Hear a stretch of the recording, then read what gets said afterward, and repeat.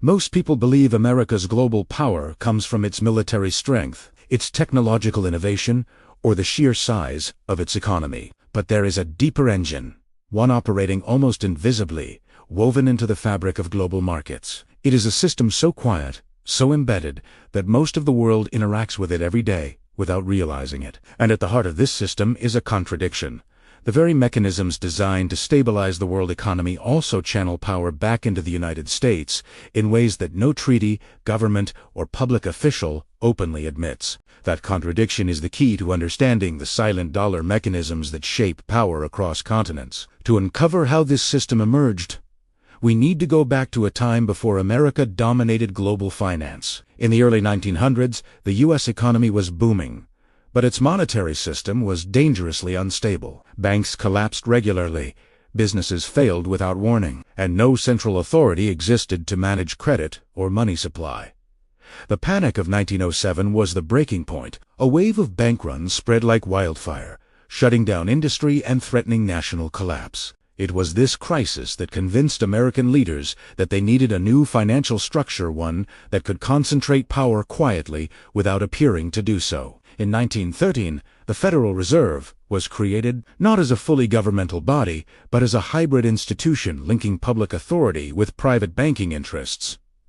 This design wasn't accidental. It allowed the U.S. government to claim democratic oversight while enabling powerful bankers to maintain influence behind the scenes. Few Americans understood this unusual structure at the time, but it laid the groundwork for a system in which national monetary decisions would always reflect a mix of public priorities and private incentives. As the U.S. industrialized through the early 20th century, Wall Street emerged as the beating heart of American finance. Capital flowed into New York from every direction. Railroads, factories, banks, and foreign investors all funneled money into the growing financial district. By the 1920s, New York was a global financial center, but its success came with risk. When the stock market crashed in 1929, the ripple effect spread across the world. The Great Depression revealed something extraordinary. The more interconnected America became, the more other nations were tied to its fortunes. When World War II erupted, U.S. policymakers recognized that the devastation of global economies provided an opportunity to redesign the international system. By the war's end, the United States held most of the world as gold and had the only industrial sector strong enough to fuel global recovery. This set the stage for the Bretton Woods Conference in 1944. Where American economists and officials built a new financial architecture that made the U.S. dollar the anchor of global trade. What the world accepted as stability was, in reality, a mechanism that placed America at the center of global wealth flows. Under Bretton Woods, countries tied their currencies to the dollar, and the dollar was tied to gold. This meant that every nation needed dollars to trade, rebuild, and grow, giving the United States a silent advantage. Control over the world's most essential economic resource. The dollar was more than a currency, it was a gatekeeper. Through the 1950s and 1960s, the United States used this advantage strategically. Programs like the Marshall Plan rebuilt Europe, but they also ensured that global reconstruction would be dollar-dependent. American corporations expanded abroad, U.S. banks set up international networks, and Washington quietly shaped global economic policy through emerging institutions like the IMF and World Bank. Dollars circulated outward, but influence flowed back in. By the late 1960s, however, the system began to strain. The world economy needed more dollars than the U.S. could back with gold. European and Asian nations accumulated dollars and began demanding gold in exchange, threatening to drain U.S. reserves.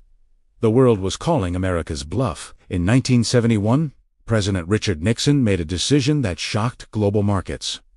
He ended the dollar's convertibility to gold, effectively dissolving the foundations of Bretton Woods.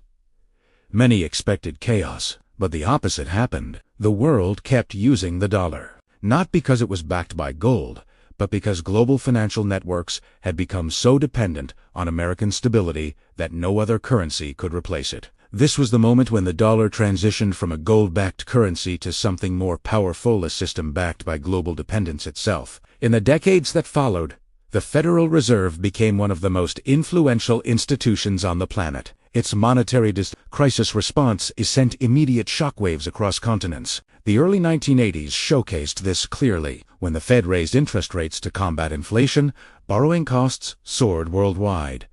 Entire regions plunged into debt.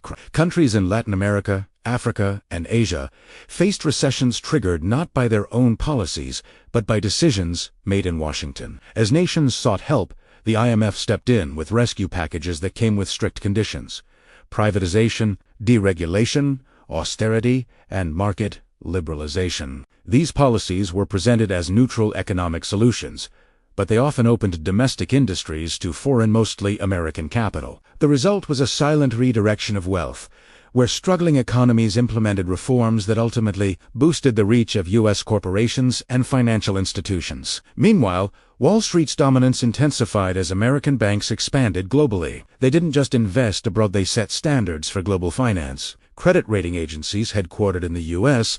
gained immense power. A downgrade from a U.S. agency could cripple a foreign economy, raise borrowing costs, or scare off investors entirely. Nations that feared such consequences were forced to align their policies with Western financial expectations. By the 1990s, globalization accelerated this dynamic. The more countries opened their markets, the more they relied on dollars for trade, investment, and financial stability. Nations stockpiled dollar reserves to guard against economic shocks. Ironically, these reserves were often invested back into U.S. Treasury bonds, giving the United States a steady stream of cheap financing. America could borrow at low cost because the world trusted and needed its currency. The Asian financial crisis of 1997 exposed this interdependence brutally. When foreign investors pulled their dollars out of Asian markets, currencies collapsed and economies shrank almost overnight. The aftermath benefited American financial institutions, which acquired undervalued assets at bargain prices. Once again, global instability translated into opportunities for U.S. expansion. The rise of technology in the 2000s created a new layer of American dominance. Silicon Valley companies, Apple, Google, Amazon, Microsoft expanded into every corner of the world, controlling data, communications, and digital infrastructure. These corporations weren't just tech giants, they were economic arteries. Their valuations strengthened Wall Street. Their technology underpinned global commerce. Their influence extended beyond national borders. Then came the 2008 financial crisis, a collapse rooted in U.S. housing markets and Wall Street speculation. It could have destroyed America's credibility. Instead, it revealed something astonishing.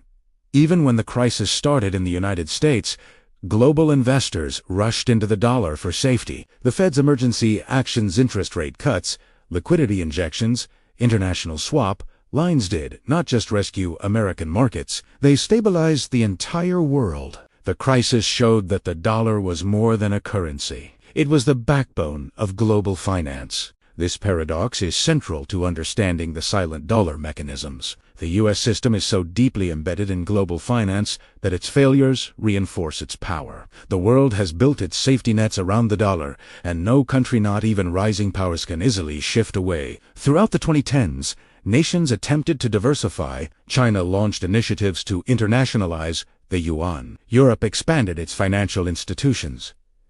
Developing nations explored regional alliances, but none of these achieved the liquidity, credibility, or network complexity of the U.S. dollar. Even today, over half of global reserves are held in dollars, and the dollar is involved in most international transactions. The United States also gained another powerful tool: control over global payment systems. Because most international payments pass through U.S. banks or systems regulated by the United States, Washington can enforce sanctions with unprecedented effectiveness. Countries disconnected from dollar networks find themselves cut off from trade, investment, and financial stability, regardless of whether they have direct ties to the United States. This gives America leverage not through force, but through exclusion.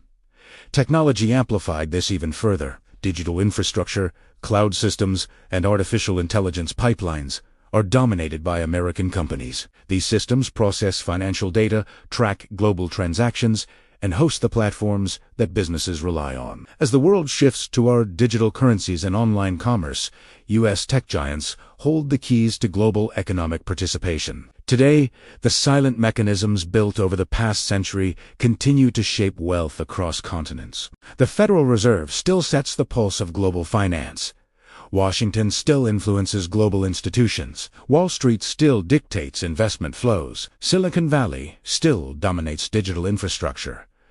The dollar still anchors global trade. But this dominance carries risks. Global debt has reached historic highs, much of it denominated in dollars. Geopolitical tensions threaten financial alliances. Emerging technologies challenge existing systems. And the world is increasingly divided between nations seeking autonomy and those dependent on U.S.-centric networks. Recent statistics highlight the imbalance. Developing nations transfer over $1 trillion annually to wealthy nations through interest payments, capital outflows, and profit repatriation. Much of this capital ultimately settles in U.S. financial markets, reinforcing America's advantage. Meanwhile, economic shocks, pandemics, wars, supply chain disruptions continue to reveal how deeply the world relies on U.S. decisions.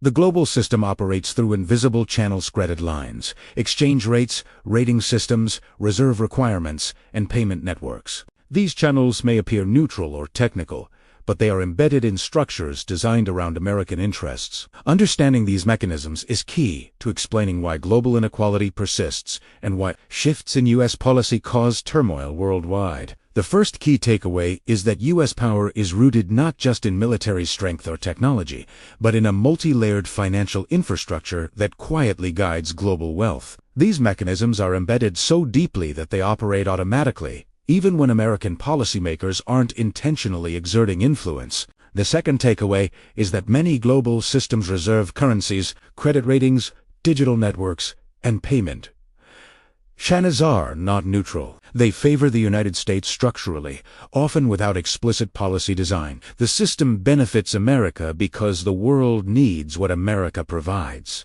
The third takeaway is that the future of global stability hinges on whether the world can build alternative networks, or whether it remains bound to a dollar-centric order that concentrates power in the U.S. The next major economic shift will determine whether this system endures, fractures, or transforms into something new. As we stand at the edge of a new economic era, one truth becomes clear. The forces shaping global wealth are more complex, more interconnected, and more silently powerful than most people ever notice. If you want to continue uncovering the hidden systems that shape the world economy, stay curious, stay informed, and join us as we explore the foundations of global power.